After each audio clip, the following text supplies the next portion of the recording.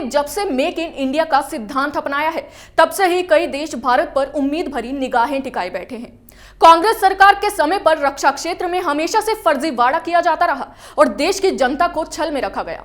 अब मोदी सरकार के नेतृत्व में भारत की ओर से विकसित किए गए लड़ाकू विमान तेजस की ताकत को कई देशों ने मान लिया है।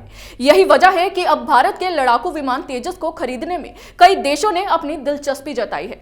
भारतीय लड़ाकू विमान को खरीदने के पीछे क्यों है अन्य देशों की दिलचस्पी और इससे कैसे मिलेगा भारत को फायदा, जानिए हमारी इस खास रिपोर्ट से।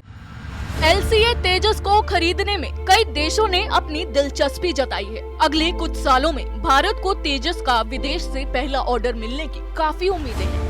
ये कहना है तेजस विमान का निर्माण करने वाली सार्वजनिक क्षेत्र की कंपनी हिंदुस्तान एरोनॉटिक्स लिमिटेड के चेयरमैन और प्रबंध निदेशक आर माधवन का।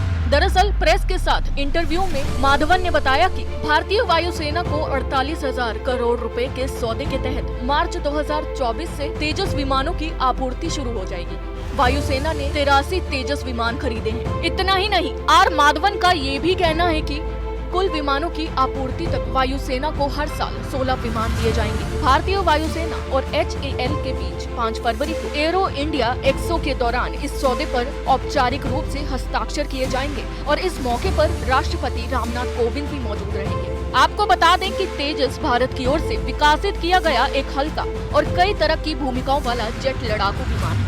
ये हिंदुस्तान एरोनॉटिक्स लिमिटेड की ओर से विकसित एक सीट और एक जेट इंजन वाला अनेक भूमिकाओं को निभाने में सक्षम एक हल्का युद्धक विमान है। इसका विकास हल्का युद्धक विमान कार्यक्रम के अंतर्गत हुआ है, जो 1980 के दशक में शुरू हुआ था।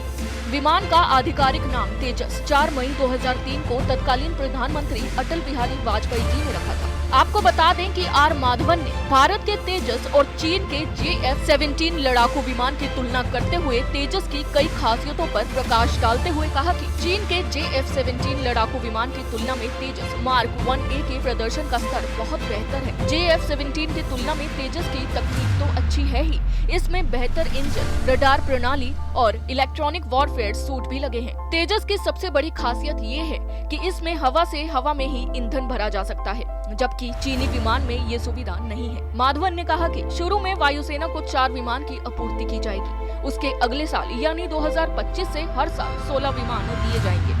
यही वजह है कि भारत के लड़ाकू विमान तेजस को खरीदने में कई देश अपनी दिलचस्पी जता रहे हैं। आपको बता दें कि LCA प्लांट का दूसरा चरण भी पूरा हो गया है। भारत की हर साल 16 से भी ज्यादा विमानों का निर्माण करने की योजना है, ताकि विदेश से ऑर्डर मिलने पर उसे तय समय के अंदर पूरा किया जा सके। आपको बता दें कि अगर अन्य देश तेजस को खरीदते हैं तो इससे भारत को काफी फायदा होगा। भारत का आय स्तर मजबूत होगा और रक्षा क्षेत्र में भारत को और बढ़त मिलेगी, जिससे भारत की तरफ आंख उठाने वाले देशों को अपनी नजर झुकाने को मजबूर होना पड़ेगा।